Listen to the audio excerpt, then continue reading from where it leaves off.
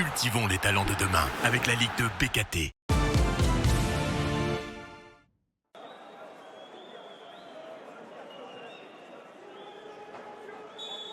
C'est un rendez-vous qui comptera à l'heure de rendre des comptes. Nancy accueille Rodez pour un match non pas décisif mais très important dans la lutte pour le maintien.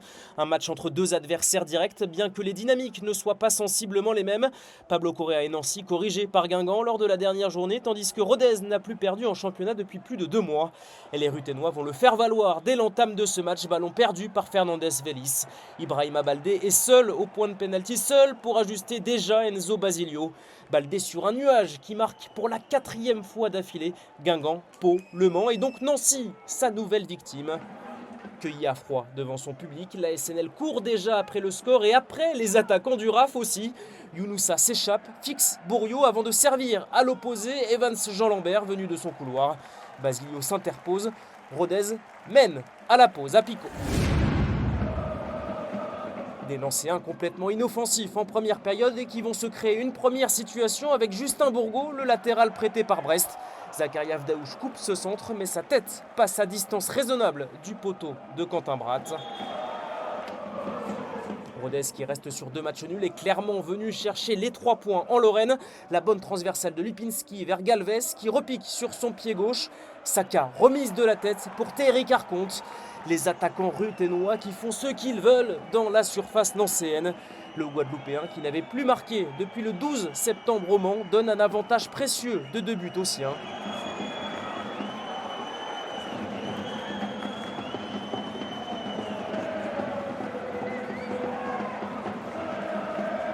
Mené 2-0, Pablo Correa est obligé de muscler son secteur offensif. Woutro est entré, Ryan Bamba aussi.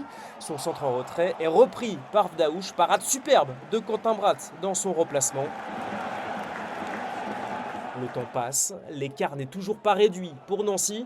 Ils sont 5, parfois 6 à se projeter, à l'image de Takafred, le double 1-2 avec Woutro.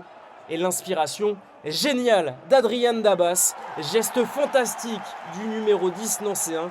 Il fallait bien ça pour réveiller un stade Marcel Picot presque résigné.